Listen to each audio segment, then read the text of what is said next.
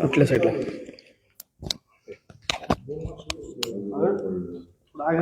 Hello lift दिली सुरू पुढे घेतलं असताना काढून दे ना एवढी शेअर करा कुठून शेअर करेल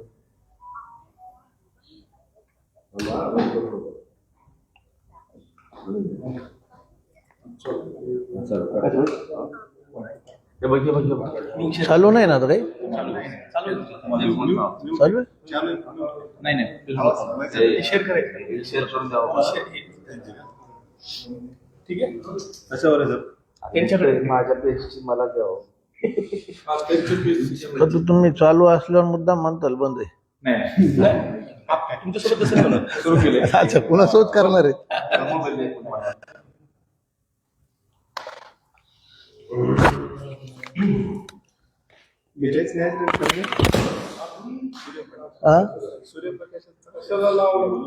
अच्छा तुम्हाला इकडे चेअर टाकून देऊ अगस्त इथं चेअर घे बरं 2-3 चेअर इथं घे मी तुम्हाला डायरेक्ट ऊन नाही येणार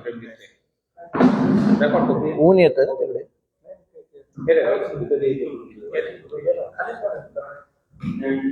ठीक आहे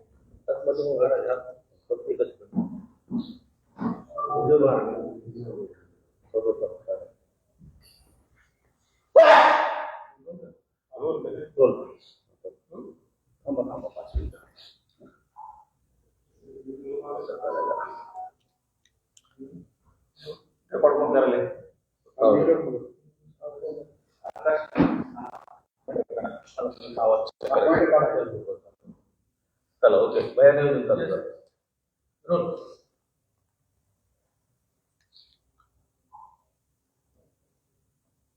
नमस्कार काल सायंकाळी मी राष्ट्रवादी काँग्रेस पक्ष अजितदादा गटाचा बीड विधानसभा अध्यक्षपदाचा राजीनामा घेण्याचा निर्णय घेतला आणि आता इथून पुढे काय या राजकीय घडामोडी होतील त्याप्रमाणे आपल्या सर्वांना आमचा येणाऱ्या काळात राजकीय सामाजिक प्रवास कुठल्या दिशेने असेल ते लवकरच कळवण्यात येईल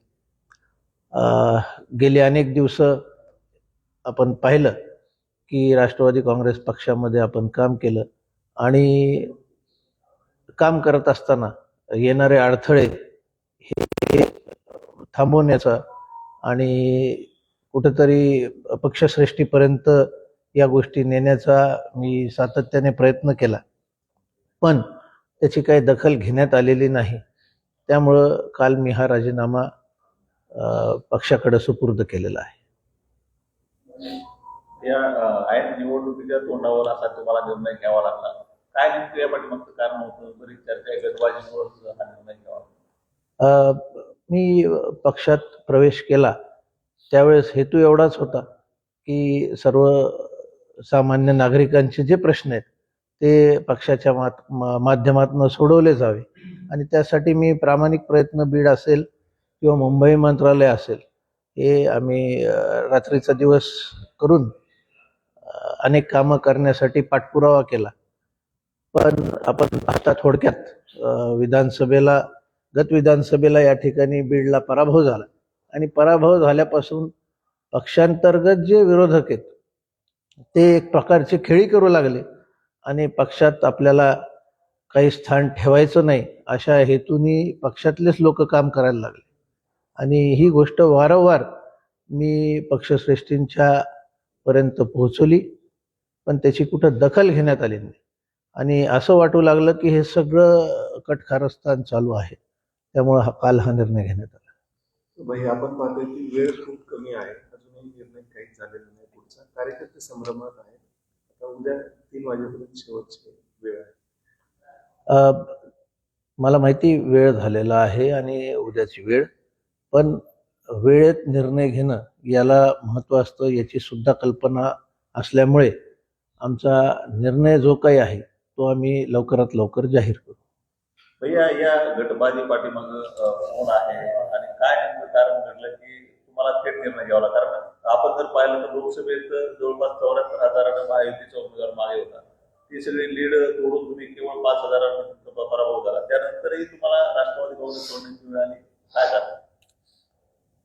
नाही, आपण जर विधानसभेच्या निकालाबद्दल बोलले तर विधानसभेची तयारी गेले 2 वर्ष आम्ही करत होतो आणि पक्षाचे कार्यक्रम घेणं, सामाजिक कार्यक्रम घेणं, अशा प्रकारे वेगवेगळे मेडिकल कॅम्प्स असतील, स्वयंरोजगार शिबिर सातत्याने आम्ही लोकांमध्येच होतो आणि त्यामुळंच अगदी कमी वेळ, आता तुम्हाला सर्वांना माहिती आहे की निवडणुकीच्या उमेदवाराची घोषणा होत असताना बीडला मुद्दाम विलंब झाला आणि हा विलंब जेव्हा करण्यात आला तेव्हा मला सांगण्यात एक गोष्ट येत होती आणि ॲक्च्युअल जे करायचं होतं ते वेगळंच होतं आणि त्यामुळं ऐन शेवटच्या दिवशी फॉर्म भरण्याच्या दिवशी रात्री उशिरा हा मला अनेक घडामोडी घडल्यानंतर मला उमेदवारी भेटली आणि त्यानंतर पण पक्षांतर्गत जे विरोधक आहेत ते माझ्यापासून दूरच राहिले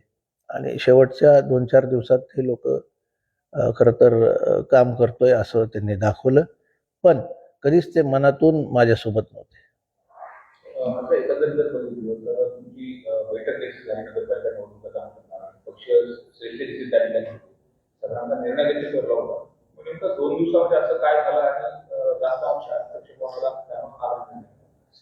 नाही, मला जे सांगण्यात आलं होतं निवडणुकीच्या अनुषंगानं की तुम्हाला एवढं जबाबदारी असेल, तर त्याप्रमाणे माझी तयारी होती आणि आपण बघताय सातत्याने बीड शहराच्या हद्दीमध्ये अनेक ठिकाणी सामाजिक कार्यक्रम असतील, इतर कार्यक्रम असतील, आम्ही त्या ठिकाणी प्रत्येक सुखदुःखात असतो आणि विकासाचे काम करणं, ते दर्जेदार करणं हे आमचा सततचा पाठपुरावा चालू असतो. पण निवडणुकीत ज्यावेळेस बोलणी चालू होती त्यावेळेस बोललं एक जायचं आणि व्हायचं एक आणि कुठंच सुस्पष्टता नव्हती आणि त्यामुळं मी पण संभ्रमात होतो की एवढी निवडणूक जवळ आली तरी काय आम्हाला विचारणा होत नाहीये, काय धोरण काय पार्टीचं ते कळत नाही आणि हळूहळू असं मला जाणवू लागलं की हे सगळं एक षडयंत्र आहे. त्यामुळे याच्यातून बाहेर पडण्याचा मी निर्णय घेतला. मात्र नेमकं नगरपालिकेचं सूत्र कुठून म्हणताय आणि त्यामुळे तुम्हाला निर्णय घ्यावा. हे सूत्र पक्षांतर्गत जे माझे विरोधक आहेत त्यांच्या माध्यमातून सूत्र हलवले जातात आणि कुठेतरी मिसफिडिंग मला वाटतं वरच्या पक्षश्रेष्ठींना होत असावी, त्यातून हे सगळं कृत्य घडत आहे. या बीड नगर परिषद राष्ट्रवादीचं गड राहिले. आपल्या वडिलांनी सुद्धा अनेक वर्ष अध्यक्षपद होते, त्यांच्याकडे अनेक नगरसेवक होते. आज तुम्ही ते पक्ष सोडत आहे. बीड नगरपालिकेचा निर्णय कसा लागला? धक्का बसणार आहे? बीड नगरपालिका गेली 30-35 वर्ष जसं मला कळतंय तसं मी बघतोय लहानपणापासून पूर्वीची काँग्रेस असेल किंवा मग नंतर राष्ट्रवादी काँग्रेस असेल, ही सातत्याने निकाल हा आपण त्या बाजूने लावलेला आहे आणि भरभरून साथ ह्याला बीडकरांनी सुद्धा दिलेली आहे. मधला 2-2.5 वर्षाचा कारभार वगळता जेव्हा नगरपालिका विरोधात गेली, सातत्याने नगरपालिकेचं जे राजकारण आहे ते डॉक्टर भारतभूषण क्षीरसागर माझे वडील यांच्या अवतीभोवती फिरलेलं आहे आणि एवढ्या चांगल्या रीतीने काम केलं, सातत्याने काम केलं, नेहमी लोकांमध्ये राहिले, त्यामुळं लोकांनी सुद्धा त्यांना कायम सत्तेची संधी दिली आणि मला वाटतं एवढं सगळं अनुभवी कार्यकर्ते, नगरसेवक, हा शहराचा सगळं संच असताना सुद्धा पक्ष असं काहीतरी वेगळ्या मार्गाने चालतंय ही मला जाणीव होत होती आणि म्हणून हा निर्णय घेण्यात आला. तो निर्णय विचारपूर्वक घेण्यात आलेला आहे आणि त्यातून बीडकरांचं चांगलंच होईल हा मला विश्वास आहे आणि येणाऱ्या काळात आम्ही निर्णय जाहीर केल्यावर बीडकर जनता ही नक्कीच आमच्यासोबत राहील याची मला खात्री आहे. धनंजय मुंडेंच्या माध्यमातून तुम्ही पक्ष प्रवेश केलेला. आता मी पक्ष सोडण्याचा निर्णय घेताना धनंजय मुंडे यांना विश्वासात घेतलं होतं किंवा त्यांच्यासोबत काही चर्चा वगैरे झाली? माझी त्यांच्यासोबत सातत्याने दर साधारण 8-15 दिवसात सातत्याने चर्चा झालेली आहे. पण मला सगळ्या डिटेल्स काही माहिती नाही की त्यांच्या मनात काय होतं काय नाही. पण असं जाणवलं की आपण जे बोलतोय त्याची दखल घेतली जात नाही. भाजपासोबत तुमची जवळीक वाढली, विशेषतः ताईंसोबत देखील, त्याच्यामुळे हा सगळ्या गोष्टी झाल्यात असं वाटतं. असं नाही आहे. मी माझ्या पक्षाचं काम पूर्णतः प्रामाणिकपणे करत होतो आणि ताईंचे आणि आमचे स्वर्गीय मुंडे साहेबांपासूनचे काकूंपासूनचे संबंध आहेत आणि हे राजकारणापलीकडचे संबंध आहेत. त्यामुळं त्यांचा ह्याच्यात काही हस्तक्षेप नव्हता. पण या ठिकाणी बीडमध्ये जेव्हा खूप विरोध व्हायला लागला मला आणि विनाकारण विरोध व्हायला लागला, सातत्याने आमच्या कार्यकर्त्यांची, आमच्या ज्येष्ठ नगरसेवक असतील, माजी नगरसेवक ज्यांनी 3-3, 4-4, 5-5 टर्म केल्यात, ह्या सगळ्याची दखल घेत नव्हते. पदाधिकारी पक्षाचे नेमताना मला कुठंच विश्वासात घेतलं जात नव्हतं. ह्या सगळ्या ज्या गोष्टी आहेत त्या मी आणि माझे सर्व सहकारी हे पाहत होतो. आम्ही अनेक वेळा ह्या गोष्टी पक्षामध्ये पक्षाच्या ज्येष्ठांपर्यंत बोललो. पण कुठेतरी यांना आपल्याला बाहेरच टाकायचंय अशी जाणीव या पक्षात होत होती. अमरसिंग पंडितांच्या फॅन क्लब फेसबुकवरती एक पोस्ट आली, आम्ही तो बच्चा आहे ज्यांना मी शिकवलं त्यांच्याकडून हा शिकतोय, अशा पद्धतीचं एक वक्तव्य त्यांनी केलेलं आहे. मात्र त्याच्यात तुमचं नाव घेतलं नाही, हे इशारा दिला. आम्ही काय पोस्ट पाहिली नाही आणि असं रॅन्डम कुणी काय टाकत असेल, कोणाचा कार्यकर्ता काही टाकत असेल तर मला वाटतं त्याला फार महत्त्व देण्याची गरज नाही. पण आपण पाहिलं तर ह्याचे प्रयोग असे बाहेरचे लोक येऊन बीडमध्ये प्रयोग करणं वेगवेगळ्या निवडणुकीत कायम हे बीडकरांनी हाणून पाडलेत आणि हा प्रयोग सुद्धा नक्कीच बीडकर हाणून पाडतील आणि आपला स्वाभिमान जागा ठेवतील असा मला विश्वास आहे. बीडमध्ये घरी विस्फोटनाचं काम घडत असताना कुठं शिकलं गेलं, कुणामुळे झालं आणि त्यामुळे तुम्हाला राष्ट्रवादी सोडवलं. मला वाटतं याचं उत्तर राष्ट्रवादीचे जिल्हाध्यक्ष आपल्याला व्यवस्थित देऊ शकतील. तुमचा एक काल बॅनर पाहिलं फेसबुकवरती स्वतःच्या, विकास हीच जात, विकास हाच धर्म, असं तुम्ही लिहिले. काय म्हणत होतं? आम्ही कायम लोकांना सोबत घेणं, सर्व समाजाचे लोक एकत्रित करणं यावर भर दिलेला आहे समाजकारणात आणि राजकारणात. आणि हे करताना आम्हाला जर आमच्या पक्षाकडनंच अडथळा येत असेल आणि मला ऐन निवडणुकीपर्यंत विरोधकांपेक्षा पक्षातल्याच लोकांकडून अडचणी असतील आणि त्यांनाच मला भांडावं लागत असेल तर मला वाटतं कुठंतरी एक अस्वस्थता त्या ठिकाणी होती आणि त्यातून बाहेर पडणं हे मला आणि माझ्या सहकाऱ्यांना अत्यंत महत्त्वाचं होतं. 2 वर्षापासून बीड शहर, बीड जिल्हा सामाजिकरित्या अस्वस्थ आहे. तुमच्या कालच्या त्या कमेंटमधून तुमची अस्वस्थता बाहेर पडते. कोणत्या कमेंटमधून म्हणतात? जे तुम्ही सांगितलं की इथं जातीवाद पेरला जातो, विकासाकडे महत्त्व दिलं जात नाही. बीड जिल्ह्यात ज्या 2-3 वर्षात घडामोडी झाल्यात त्यामुळं सामाजिक आणि राजकीय या दृष्ट्या जो सलोख आहे तो बिघडलेलाच आहे आणि तो सुधारवण्याचा प्रयत्न हा केला पाहिजे. पण काही मंडळी हे सुधरू देत नाही आणि त्यांना वाटतं बीड हे कायम जळत राहावं. त्यामुळं अशा प्रकारच्या गोष्टी झाल्यात. मला वाटतं बीडकर आता हे सगळं जाणून घेतलेलं आहे त्यांनी सुद्धा आणि आपल्याला कुठेतरी जागावर जर जायचंय तर सर्व समाजाला सोबत घेऊन पुढं जावं लागेल. आणि हे करत असताना आपण माझं तर स्पष्ट मत आहे की समाज सगळे एकत्रित आणणं आणि ज्या काही आज घडामोडी चालू आहेत त्यातून असं दिसतंय की काही लोक एकत्रित आणण्याचा प्रयत्न करतात पण काही लोक त्याला कुठंतरी लोकांमध्ये वादविवाद हे सातत्याने राहावं आणि एकमेकापासून एक दुरावा मनाचा असावा ह्यासाठी प्रयत्न करतात. पण आपल्याला आपलं राजकारण हे समाजकारण सर्वांना सोबत घेऊन जाण्याचं आहे. त्यामुळं या गोष्टी मला काय पटत नाही. अजितदादा हे पालकमंत्री आहेत आणि पालकमंत्री असताना पालकाकडे ज्यावेळेस तक्रारी मागतात तर त्याच्याकडून जर रिस्पॉन्स मिळाला तर गेल्या 1-1.5 वर्ष झालं सरकार आता तुम्ही दिलेले कसोट आणि बैठका तर सगळं शिजत होतं, सगळं कटत झालं. पालकमंत्र्यांच्या कानावर पडला होता, पालकमंत्री काय करते? वारंवार ह्या गोष्टी या प्रदेशाध्यक्ष असतील, पालकमंत्री आदरणीय दादा असतील यांच्यापर्यंत मी पोहोचवल्या, पण त्याची दखल कुठे घेतली जात नव्हती. आपण नेहमी आपल्या वडीलधारी असतील त्यांना बोलतो आणि सांगतो, पण जसं त्यांच्याकडनं रिस्पॉन्स पाहिजे की काय होतंय काय नाही, तुम्ही या बसा मी सांगतो, अशा प्रकारची दखल कुठंच घेण्यात आली नाही. फक्त मला तेवढ्यापुरतं बोलणं आणि खाली कटकारस्थान चालू देणं हा प्रकार चालू होता. पालक म्हणून अपयशी झाले, पालक म्हणून अपयशी झाले. आता ते तुम्ही असेस करा कोण कसं झालेलं आहे. मला वाटतं मला त्या पक्षात काही काम करण्याची संधी, मोकळं काम करण्याची संधी भेटत नव्हती, त्यामुळं मी त्यातून बाहेर पडलो. भैया तुम्ही सांगताय एकीकडे मला निर्णय प्रक्रियेत सामावून घेतलं जात नव्हतं, दुसरीकडे अशी चर्चा आहे काही पक्षातील पदाधिकारी देखील बोलून दाखवतात की डॉक्टर योगेश क्षीरसागर यांनी हट्ट केला, मला आपण तेवढ्या जागा पाहिजेत आणि मी तेवढ्या जागा लढवणार असं प्रस्ताव पक्षश्रेष्ठी समोर ठेवले आणि त्यानंतरच हा निर्णय घ्यावा लागला असं चित्र रंगवलं होतं. काय नेमकं सत्य? जेव्हा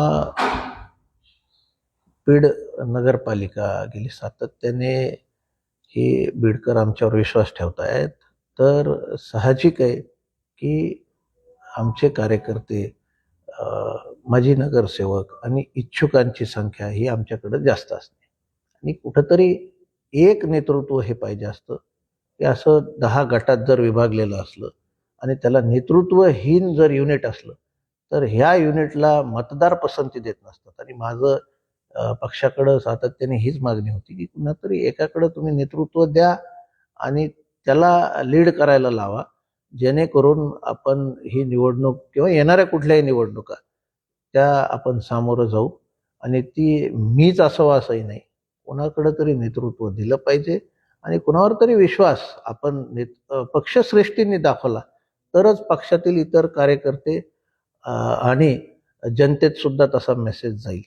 पण असं कुठं होताना दिसत नव्हतं. क्षीरसागर कुटुंबाने या अगोदर राष्ट्रवादी सोडताना देखील कारण सांगितली, माझ्या आमदारांना क्षीरसागर डॉक्टर क्षीरसागर, तर त्यावेळेस जी कारणं सांगितली तीच कारणं पुन्हा रिपीट झालेत का? नाही, मला वाटतं पक्षांतर्गत विरोध हा माझ्यासाठी मुख्य मुद्दा होता आणि त्याला मला सातत्याने तिथं डावललं जाणं आणि या सगळ्या गोष्टी पक्षश्रेष्ठींपर्यंत पोहोचवल्या तरी त्याची दखल न घेणं हाच मुख्य मुद्दा यावेळेस होता. मागे अनेक प्रॉब्लेम असू शकतात, पण आता वेळ कमी असल्यामुळं मला पुढचा निर्णय घेऊन हे आता लोकांमध्ये जायचं आहे. आणि सोशल मीडियावरचे जे काही फॉलोअर्स आहेत त्यांच्याकडून आता कसं तसं अशा म्हणून तुमचे फोटो व्हायरल. त्याला थोडा एक प्रश्न आहे. नगरपालिकेसाठी तुम्ही भाजपसोबत हातमिळवणी करतात, शेवटचा एकच दिवस बाकी आहे, त्याच्यामुळे कधी योगेश क्षीरसागरांची भूमिका स्पष्ट होईल?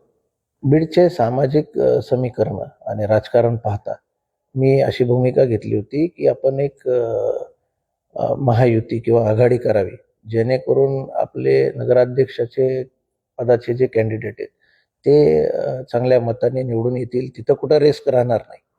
आणि त्यामुळंच मी पक्षातील लोकांना आणि इतर पक्षातील लोकांना सुद्धा या गोष्टीत बोललो आणि त्या पद्धतीने आम्हाला पुढं जायचं होतं. पण हे सगळं करत असताना आपल्याला काही अथॉरिटी नाही हे मला जाणवत होतं आणि पक्षातच एवढा विलंब झाला तर इतर पक्षाशी बोलणी युती काय करणार तुम्ही, असं ठरवून काहीतरी माझ्या विरोधाकडून होतंय ही जाणीव मला झाली. राष्ट्रवादी भाजप अध्यक्षपदासाठी तुम्हाला 1-2 दिवसात कळेल काय होणार आहे. भैया पूर्ण जागा लढवणार आहात की नाही, अजूनही कार्यकर्ते संभ्रमामध्ये आहेत? सर्वात जास्त इच्छुक हे जर आपण पाहिलं तर हे कायम आमच्याकडे होते. तुम्ही अजूनही पहा, जेव्हा राष्ट्रवादी काँग्रेस पक्ष किंवा पक्षाच्या एखाद्या पदाधिकाऱ्याकडनं ज्या वेळेस इच्छुक उमेदवारांनी अर्ज करावा असं सांगितलं, 30-35 फॉर्म त्यांच्याकडनं गेले 2 दिवसामध्ये. आणि नंतर जेव्हा आम्ही एक पोस्ट टाकली तर रात्रीतून दुसऱ्या दिवशी दुपारपर्यंत 150च्या वर अर्ज हे इच्छुकांनी केले.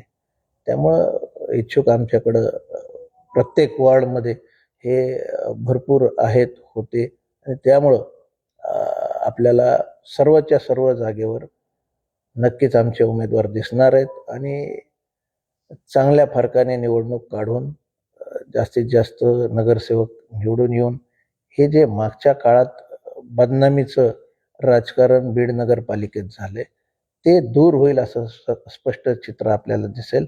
आणि मी पहिल्या मीटिंगमध्ये कार्यकर्ते बैठकीत जसं सांगितलं तसं 50% फ्रेश चेहरे हा देण्याचा आमचा प्रयत्न राहील. या आपण जर बघितलं तर राष्ट्रवादी काँग्रेस ही काही दिवसापूर्वी एक संघ आणि एकजुटीने काम करताना दिसायचे जिल्ह्यात सगळीकडे. परंतु आता नगरपालिका विधानसभा निवडणुकीनंतर वेगवेगळे मतदारसंघात वेगवेगळे गट पडले आणि त्यामुळे कुठेतरी पक्षालाच फटका बसतो असं दिसतं. कारण आता काल प्रकाश सोळंके थेट धनंजय मुंडेवर आरोप केले तर गेवराईमधूनही असे काही संकेत मिळालेत आणि स्वतः धनंजय मुंडे यांनी देखील काही वक्तव्य केले होते. बीड जिल्ह्यातील राष्ट्रवादी पुन्हा एकदा गटबाजीने पोखरली गेली. नक्कीच राष्ट्रवादी काँग्रेसमध्ये पक्ष संघटना म्हणून जे डिसिप्लिन पाहिजे किंवा जे कोऑर्डिनेशन पाहिजे ते बिलकुल नाही. प्रत्येकजण आपापल्या मतदारसंघात लक्ष घालणं, पक्ष वाढवणं आणि इतर मतदारसंघातील आपले जे सहकारी आहेत, जे नेते आहेत, त्यांना मदत करणं हे कर्तव्य असतं. पण या ठिकाणी इतराचे पाय ओढणं किंवा तिथं कसं नुकसान होईल त्याला हे करत असताना पक्षाला काय नुकसान होतं याचं कोणीच काही ध्येय धोरण आखायला तयार नाही आणि ह्या गोष्टी पक्षश्रेष्ठीपर्यंत नेल्यावर सुद्धा त्याची दखल घेतली जात नाही. हे आश्चर्य वाटण्यासारखं आहे. उद्या उमेदवारी अर्ज भरण्याचा शेवटचा दिवस आहे. 3 वाजेपर्यंत वेळ आहे. त्यापूर्वी 11 वाजेपर्यंत क्षीरसागर कुटुंबातले जे मुख्य आहेत जयदत्त नाना क्षीरसागर आणि त्यानंतर योगेश आहे भाजपचं कमळ हातात होतील अशी चर्चा आहे. अनेक तर्कवितर्क आहेत आणि तुमचं सुद्धा सर्व मीडियाच्या लोकांचं कायम समर्थन राहिलेलं आहे आणि आपल्यातील लोकांना सुद्धा खाजगीत अनेक गोष्टी आम्ही बोललोय. आता मला जास्त काही भाष्य करायचं नाही. लवकरच सगळे चित्र हे आपल्यापर्यंत स्पष्ट या होईल. शेवटचा प्रश्न आपण जर पाहिलं तर बीड नगरपालिकेच्या प्रत्येक निवडणुकीत अध्यक्ष भारतभूषण क्षीरसागर यांची भूमिका निर्णायक असायची आणि आधी काही घडामोडी घडल्यानंतरही शेवटच्या टप्प्यात ती निवडणूक खेचून न्यायचे आणि चित्र समोर दिसायचं. तसं काही यावेळेस पाहायला मिळालं. नक्कीच निवडणूक चांगल्या पद्धतीने आम्ही खेचून नेऊ आणि जरी वेळ कमी असला तरी जनतेचा आमच्यावर विश्वास आहे. तुम्ही पहा हे काही लाभार्थी कार्यकर्ते जे कायम प्रत्येक 6 महिन्याला आपल्या सोशल मीडियावरचे आणि बॅनरवरचे फोटो बदलतात, कामाला आडवाआडवी करतात, ब्लॅकमेलिंग करतात, असे लोक बीडची जनता या निवडणुकीत दूर ढकलेल आणि एक चांगला रिझल्ट बीडमध्ये येणाऱ्या काळात बीडचा विकास होईल असं. राष्ट्रवादीमध्ये केवळ ओबीसी नेतृत्वाला डावललं जात आहे. धनंजय मुंडेंच्या बाबतीत असं झालं, आता क्षीरसागरांच्या बाबतीत असं होतं. मला वाटतं बीड मतदारसंघाच्या बाबतीत जर बोलायचं झालं तर मला तरी एवढं काम करून प्रामाणिक काम करून पक्षासाठी कायम डावलण्यात आलं. आता तसा त्यांचा काही हेतू आहे का हे मला काही माहिती नाही.